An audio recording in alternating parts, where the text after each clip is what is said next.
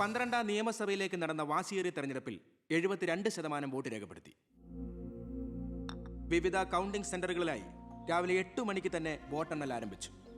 ആകെയുള്ള 140 സീറ്റുകളിൽ ഫലമറിഞ്ഞ 120 മണ്ഡലങ്ങളിൽ KDF 61, ജനപക്ഷ മുന്നണി 59 സീറ്റ് നേടിയിട്ടുണ്ട്. കേരളത്തിലെ മുന്നണി സമവാക്യങ്ങളെ അട്ടിമറിക്കാൻ പോകുന്ന പുതിയൊരു രാഷ്ട്രീയ ധ്രുവീകരണത്തിനുള്ള സാധ്യതയാണ് ഇപ്പോൾ നമ്മുടെ മുന്നിലുള്ളത്. ഒരുപക്ഷേ കേരളത്തിലെ അടുത്ത മന്ത്രിസഭ ഒരു തൂക്ക് മന്ത്രിസഭയായിരിക്കും. ഹലോ, എണ്ണിത്തീരാറായോ? ജനപക്ഷ മുന്നണി സ്ഥാനാർത്ഥി 4612 വോട്ടിന് അച്ഛൻ ലീഡ് ചെയ്യുന്നുണ്ട്. അടുത്ത CM അച്ഛൻ തന്നെ. ഇപ്പോൾ കിട്ടിയ വാർത്ത, പുതുശ്ശേരി മണ്ഡലത്തിൽ KDF സ്ഥാനാർത്ഥി തൊമ്മൻ ചാക്കോ 4000 വോട്ടുകൾക്ക് വിജയിച്ചു. ഇത്തവണയും ഭരണം ലഭിച്ചാൽ KDF-ൽ മുഖ്യമന്ത്രിയാകാൻ സാധ്യതയുള്ള ആളാണ് തൊമ്മൻ ചാക്കോ. വയനാട് ജില്ലയിലെ സംവരണ സീറ്റിൽ KDF സ്ഥാനാർത്ഥിയും ആദിവാസി നേതാവുമായ ശ്രീ പൊറ്റക്കുഴി ചെല്ലപ്പൻ തെരഞ്ഞെടുക്കപ്പെട്ടു. ഇപ്പോൾ കിട്ടിയ വാർത്ത, ചിറ്റാരിക്കര മണ്ഡലത്തിലെ വോട്ടെണ്ണൽ പൂർത്തിയായി. സംസ്ഥാനം ഏറെ ഉറ്റുനോക്കിയ മണ്ഡലമായിരുന്നു ചിറ്റാരിക്കര. മുൻ മന്ത്രിയും KDF സ്ഥാനാർത്ഥിയുമായ ശ്രീ ബാലഗംഗാധര മേനോൻ മുന്നിട്ട് നിന്നിരുന്നുവെങ്കിലും ഇപ്പോൾ 3ാം സ്ഥാനത്തേക്ക് പിന്തള്ളപ്പെട്ടു. ഇരു മുന്നണികളെയും പരാജയപ്പെടുത്തി സ്വതന്ത്ര സ്ഥാനാർത്ഥി B. കൃഷ്ണകുമാർ വിജയിച്ചിരിക്കുന്നു. KDF-ന്റെ സജീവ പ്രവർത്തകനും യൂത്ത് വിങ്ങിന്റെ ജില്ലാ സെക്രട്ടറിയുമായിരുന്ന കൃഷ്ണകുമാർ തെരഞ്ഞെടുപ്പ് പ്രഖ്യാപന വേളയിലാണ് രാഷ്ട്രീയ അഭിപ്രായ ഭിന്നതയെ ചൊല്ലി സ്വതന്ത്രനായി മത്സരിക്കാൻ തീരുമാനിച്ചത്.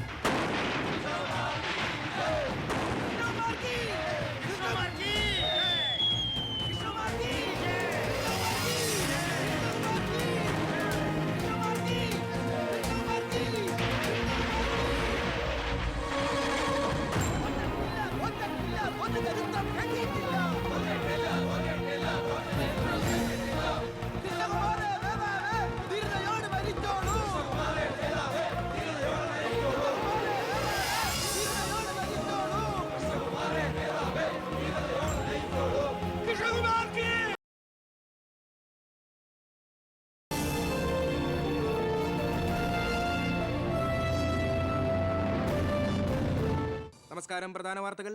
തെരഞ്ഞെടുപ്പ് ഫലം പൂർത്തിയായപ്പോൾ വ്യക്തമായ ഭൂരിപക്ഷം ആർക്കും ലഭിക്കാത്തതിനാൽ കേരള രാഷ്ട്രീയം അനിശ്ചിതത്വത്തിൽ. ഇരു മുന്നണികളും സജീവ ചർച്ചയിലാണ്. കഴിഞ്ഞ തവണ 100 സീറ്റ് നേടിയ മുന്നണിയാ, ഇത്തവണ അത് 70 സീറ്റിൽ ഒതുങ്ങി. അത് നിങ്ങളുടെ ഭരണത്തിന്റെ നേട്ടാ. അത് നിങ്ങൾ കാലുവാരി കൊണ്ട് സംഭവിച്ചതാ. ഇങ്ങനെ പരസ്പരം പഴിയാരാതെ ഇനി എന്ത് വേണമെന്നാണ് ആലോചിക്കേണ്ടത്. എന്തൊക്കെ പറഞ്ഞാലും മുഖ്യമന്ത്രി രാജിവെക്കണം. രാജിവെക്കാൻ ഇവിടെ ആരും മുഖ്യമന്ത്രി ആയിട്ടില്ലടോ. നമുക്ക് ഇവിടെ ഭരിക്കാൻ പറ്റുമെന്ന് വരെ തീരുമാനമായിട്ടില്ല. എന്തായാലും 69 സീറ്റ് വെച്ച് പ്രതിപക്ഷത്തിന് മന്ത്രിസഭ ഉണ്ടാക്കാൻ പറ്റില്ല. പക്ഷേ കൃഷ്ണകുമാർ നമ്മളോടൊപ്പം നിന്നാലേ നമുക്ക് ഭരിക്കാൻ പറ്റൂ. എന്നാലേ 71 തികയൂ. കൃഷ്ണകുമാർ അതിന് തയ്യാറാവോ? സീറ്റ് കൊടുക്കാത്തതിന്റെ ദേഷ്യം കാണില്ലേ? ഞാൻ ഇതിനെക്കുറിച്ച് അവനോടൊന്ന് സംസാരിച്ചു. അവൻ ഇങ്ങോട്ടൊന്ന് വരാമെന്ന് അർത്ഥസമ്മതം മൂളിയിട്ടുമുണ്ട്. മേനോൻ മത്സരിക്കണ്ട, മോൻ മത്സരിച്ചാ മതിയെന്ന് ഈ മേനോനോട് ഞാൻ 100 വട്ടം പറഞ്ഞതാ. താ കേട്ടില്ല. അതെന്റെ രാഷ്ട്രീയ തന്ത്രം. മകനെ നിർത്തിയിരുന്നെങ്കിൽ പ്രതിപക്ഷം പറയും മക്കൾ രാഷ്ട്രീയമെന്ന്. അച്ഛന്റെ പിൻബലമില്ലാതെ മക്കൾ സ്വയം വളരണം. അവനത് തെളിയിച്ചു. അതിനുവേണ്ടിയാ ഞാൻ എതിർത്തത്. വരണം വരണം വരണം.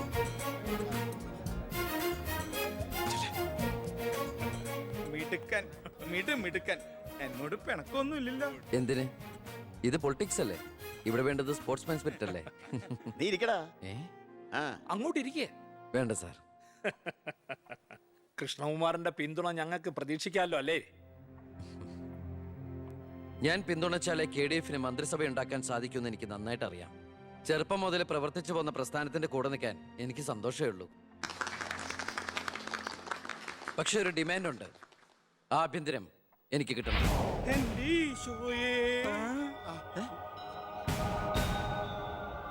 ഞാൻ ആ കാര്യം പറയാനിരിക്കായിരുന്നു. Home minister ആകാനോ? അത് നടപ്പില്ല. മന്ത്രി ആകണമെങ്കിലേ വകുപ്പിനെ കുറിച്ച് അറിയണം, പ്രവൃത്തി വരികയോ വേണം. ആരതൊക്കെ പഠിച്ചിട്ട് ഇവിടെ മന്ത്രിയാണത്? ദിവാരേട്ടൻ ഗതാഗത മന്ത്രിയായിട്ട് ഇരുന്നിട്ടില്ലേ? പണ്ടങ്ങോ ബസ്സിൽ കയറിയതാണോ പ്രവൃത്തി പരിചയം? വണ്ടി ഓടിക്കാൻ അറിയോ ദിവാരേട്ടന്? വേണ്ട. ആക്സിലേറ്റർ ക്ലച്ചും ബ്രേക്കും തിരിച്ചറിയോ? ഇല്ല. ഇതായിരിക്കണേ കിഴിപ്പുള്ളി സാറ്. പണ്ട് വിദ്യുച്ഛക്തി വകുപ്പ് കൈകാര്യം ചെയ്തിരുന്ന ആളല്ലേ? ഒന്ന് ചോദിച്ചോട്ടെ, ഈ വിദ്യുച്ഛക്തി എങ്ങനെ ഉണ്ടാക്കുന്നേ? അത് വെള്ളത്തിന്ന്. ആണോ? പിന്നെന്താ വെള്ളത്തിൽ തൊട്ട ഷോക്ക് അടിക്കാത്ത? അതൊക്കെ എന്തിനാ നമ്മൾ അറിയുന്നേ?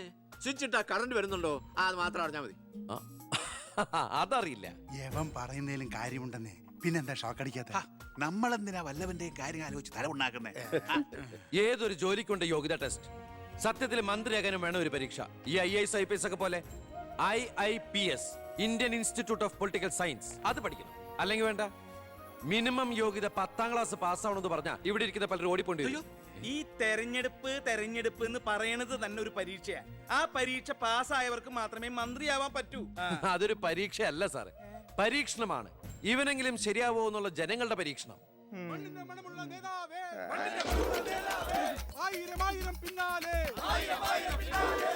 മതി, ഇനി നിങ്ങൾ ഇവിടുന്ന് ജൈവിച്ചോ. ഞാൻ പറയാതെ ആരും നിർത്തരുത്. മണമുള്ള നേതാവേ, ആയിരം ആയിരം പിന്നാലെ. എന്തിനാ ഇങ്ങനെ ഓരോന്നിനെ സൃഷ്ടിക്കണേ? അപ്പൊ സാറേ, എന്റെ കക്ഷി മത്സരിച്ച 3 സീറ്റിലും ഞങ്ങൾ വിജയം കണ്ടെത്തി കഴിഞ്ഞു. ഇവരുന്ന മന്ത്രിസഭയിൽ ആഭ്യന്തരം തന്നെ പിടിക്കാനാണ് എന്റെ തീരുമാനം. എങ്കിലും ഞാൻ ഇറങ്ങാണ്. അയ്യോ, പോകല്ലേ, നമുക്ക് ചർച്ച ചെയ്യാം. എന്റെ തീരുമാനത്തിൽ മാറ്റൂല. ഇല്ലെങ്കിൽ വീണ്ടും ഒരു ഇലക്ഷൻ നേരിടാൻ അല്ല, തയ്യാറല്ല. ഞാൻ പറയുന്നു കേക്ക്. തിരക്ക് വേണ്ട, നിങ്ങൾ സമയമെടുത്ത് ആലോചിച്ചിട്ട് മതി. അവൻ പറഞ്ഞതിൽ ഒരു തെറ്റുമില്ല. ആഭ്യന്തരം അവന് തന്നെ കൊടുക്കണം. ആഭ്യന്തരം വിട്ടിട്ട് കാലിരിക്കില്ല. അഭ്യന്തരം എന്ന് പറയാൻ തനിക്ക് എന്ത് യോഗ്യതയാണോ ഉള്ളത്? മന്ത്രിസഭ ഉണ്ടാക്കാൻ അവൻ വേണം. കൃഷ്ണകുമാർ, തനിക്കറിയോ? എന്നെ ഒന്നും വന്നേ. അവൻ പിണങ്ങി പോയതാണോ? കാര്യം കാണാൻ കഴുതക്കാരും പിടിക്കണം. ഞാൻ ആരുടെ കാല് പിടിക്കണം പറഞ്ഞേ? തന്റെ കാല് പിടിക്കണോ? തന്റെ മോന്റെ കാല് പിടിക്കണോ? ഞാൻ ആരുടെയും പിടിക്കാൻ തയ്യാറാ. ഒന്നുകൂടെ ആലോചിച്ചിട്ട് പോരെ പക്വതയില്ലാത്ത ഒരുത്തന്റെ കയ്യിൽ ആഭ്യന്തരം കൊടുക്കാൻ. അവന്റെ പിറകിൽ ഞാനില്ലടോ. അവനെ മുന്നിൽ നിർത്തി ഞാൻ ഭരിക്കും. ആരൊക്കെ എന്തൊക്കെ പറഞ്ഞാലും ആഭ്യന്തരം ഞാൻ വിട്ടു തരില്ല. തനിക്ക് കൈയിട്ട് വരാൻ പറ്റിയ ഒരു വകുപ്പ് തന്നാ പോരെ? തരാം. എങ്കിൽ വനം മതി. നമുക്ക് സാവധാനം വെളുപ്പിച്ചെടുക്കാം. അതിന് യോഗ്യതയിലൊന്നും മാത്രം ആരും പറയരുത്. കാരണം ഞാൻ കാടിന്റെ മകനാണ്. കൃഷ്ണകുമാറായ ഞാൻ നിയമം വഴി സ്ഥാപിതമായ ഭാരതത്തിന്റെ ഭരണഘടനയോട് ഒരു മന്ത്രി എന്ന നിലയിൽ എന്റെ കർത്തവ്യങ്ങൾ വിശ്വസ്തയോടെ മനസാക്ഷിയെ മുൻനിർത്തി നിർവഹിക്കുമെന്നും ബി കൃഷ്ണകുമാർ ആഭ്യന്തരമന്ത്രിയായി സത്യപ്രതിജ്ഞ ചെയ്ത് അധികാരമേറ്റു. ഗവർണർ നരേന്ദ്ര ഷെറാവത്ത് സത്യവാചകം ചൊല്ലിക്കൊടുത്തു. തൊമ്മൻചാക്കോ മന്ത്രിസഭയിലെ ഏറ്റവും പ്രായം കുറഞ്ഞ മന്ത്രിയാണ് ബി കൃഷ്ണകുമാർ.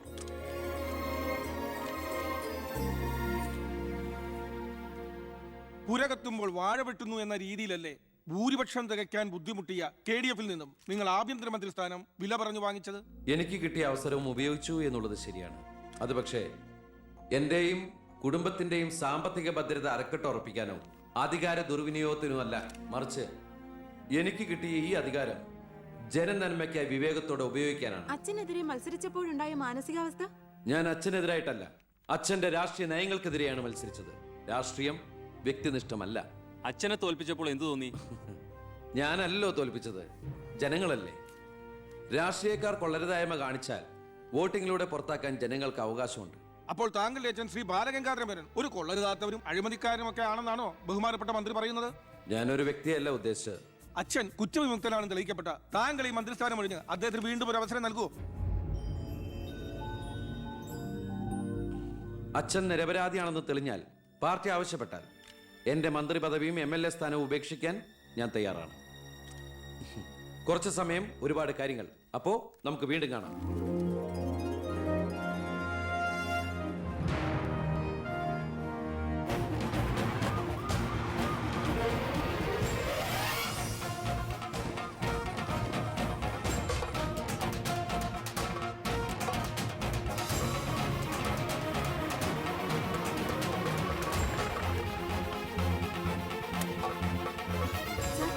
സോറി, ആവശ്യത്തിലേറെ ചോദ്യങ്ങൾക്കുള്ള ഉത്തരം ഞാൻ പറഞ്ഞു കഴിഞ്ഞു.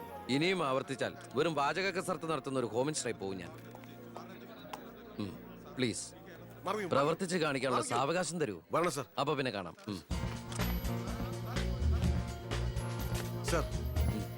സാർ പറഞ്ഞില്ലേ കറപ്ഷൻ ഇല്ലാത്ത officers? DYSP Anantharaghavan, SI Pratap Varma. Sir please come.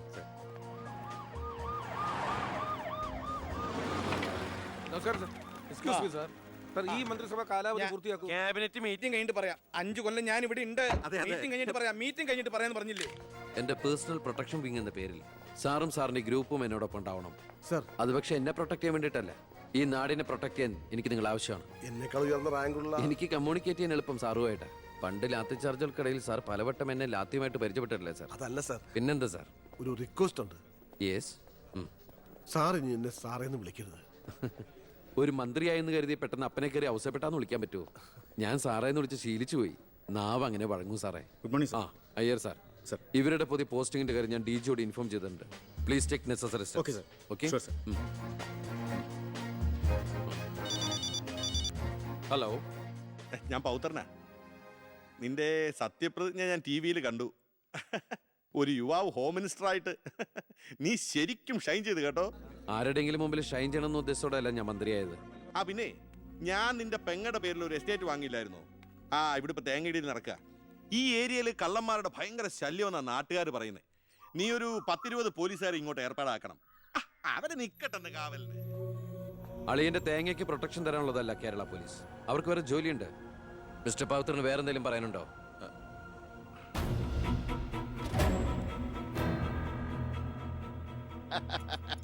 പല വകുപ്പുകളും കൈകാര്യം ചെയ്തിട്ടുണ്ടെങ്കിലും ആഭ്യന്തരം ഇതാദ്യ. മരുന്ന് പയ്യനല്ലേ, അവന് എക്സ്പീരിയൻസ് ഇല്ലല്ലോ. അതുകൊണ്ട് ഭരണം ഒക്കെ ഞാൻ തന്നെയാ. ആയിക്കോട്ടെ, വിളിയോട് വിളി. അത് പിന്നെ വിളിക്കാതിരിക്കൂ. ആ. സാറിന്റെ ലഗ്നം അപാരം. ഇനി അങ്ങോട്ട് ശുക്രദേശയാ. തട്ട് ചെണ്ടയ്ക്കും ഓ തുട്ടുപാരാർക്കും. അങ്ങനെ. ഞാൻ ഉദ്ദേശിച്ചത് മന്ത്രിയായതിന്റെ ചെണ്ടോട്ടും ആഘോഷവും ഇരിക്കടാ. ഇരിക്കേ. അച്ഛാ ഒരു മിനിറ്റ്. അനുഗ്രഹം മേടിക്കാനായിരിക്കും. ഓ, ചെന്നേ, ചെന്നേ. ആയിക്കോട്ടെ ആയിക്കോട്ടെ. ആ. ഈശോയെ. അച്ഛൻ അവിടെ ഇരിക്കേ.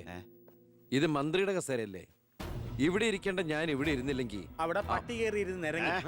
ഞാൻ ഉദ്ദേശിച്ചത് ഒരു ബനാന ടോക്കാണ്. പഴഞ്ചൊല്ല് ഷോ കയ്യിൽ നിന്ന് പോയി. ഉണ്ടായിരുന്നു. അച്ഛൻ ഒരുപാട് കൊല്ലായിട്ട് ഈ നാടിനു വേണ്ടി കഷ്ടപ്പെടുന്നതല്ലേ? ഇനി കുറച്ചു കാലം റെസ്റ്റ് എടുക്ക്. നമുക്ക് ആരോഗ്യമൊക്കെ നോക്കണ്ടേ? അതെ അതെ, മകൻ ഇവിടെ ഹോം മിനിസ്റ്റർ ആകട്ടെ. അച്ഛൻ ഇനി കുറച്ച് നാള് ഹോമിലെ മിനിസ്റ്റർ ആകട്ടെ. വേണ്ടല്ലേ? ആ അമ്മേ, ഞാൻ ഓഫീസിൽ എത്തിയുള്ളൂ. പിന്നെ അച്ഛൻ അങ്ങോട്ട് വരുന്നുണ്ട്. കുറച്ചു കാലം അവിടെ കാണും. സന്തോഷായില്ലേ?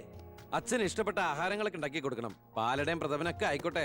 വേണമെങ്കിൽ വീട്ടിലൊരു ATM കൗണ്ടർ ഞങ്ങൾ ഏർപ്പാടാക്കി തരാം. ATM? അതെ, എനി ടൈം മദ്യം. ചുമ്മാ അടിച്ച് വീലായിട്ട് വാള് വെച്ചോട്ടെ സാർ. ഇനിയിപ്പോ ആര് ചോദിക്കാൻ? എന്തിനാ സാർ എന്ന് സമയം കളയുന്നത്? ഇപ്പൊ പോയ സന്ധിക്കുമ്പോ വീട്ടിലെത്താം. ഇവിടെ ഞങ്ങൾക്ക് 100 കൂട്ടം പണികളുണ്ടെന്നേ. അച്ഛനോട് നിന്നാലേ നമ്മുടെ പണി നടക്കത്തില്ല. ഓ, എന്തൊക്കെ ആഗ്രഹങ്ങളായിരുന്നു. പോകുന്ന പോക്ക് കണ്ടില്ലേ? CPU പോയ കമ്പ്യൂട്ടറിനെ പോലെ.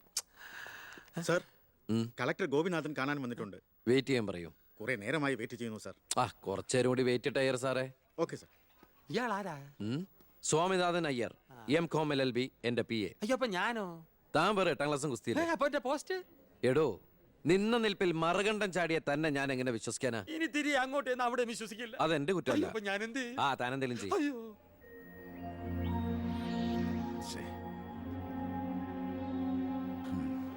Hello mister Gopinath. ഹായ്. താനെന്താണോ ഇവിടെ? Minister. Oh, I am sorry. തന്റെ ബ്രദറിലോ ആണല്ലോ ഹോം മിനിസ്റ്റർ. എടോ, താൻ ഇവിടെ കളക്ടറായിട്ട് 3 വർഷം തയ്യാറായില്ലേ? ദൂരത്തേക്ക് ഒരു ട്രാൻസ്ഫർ വരും മുമ്പ് ഇവിടെ തന്നെ ട്രൈ ചെയ്തൂടെ ഹോം സെക്രട്ടറി ആയിട്ട്? സത്യത്തിൽ ഞാൻ അതിനുവേണ്ടി തന്നെ വന്നത്. പക്ഷെ അളിയനകത്ത് ഭയങ്കര തിരക്ക്. Anyway, okay then, best of luck. Thank you. കഷ്ടം.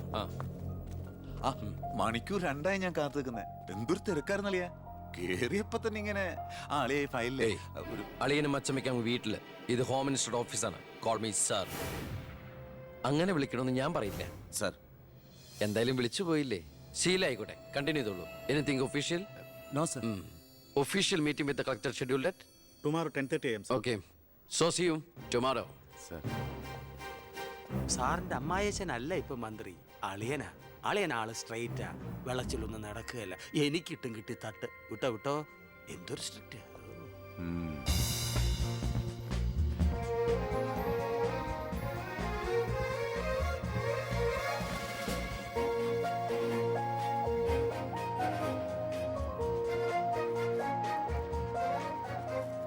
Welcome to police conference. Please come sir.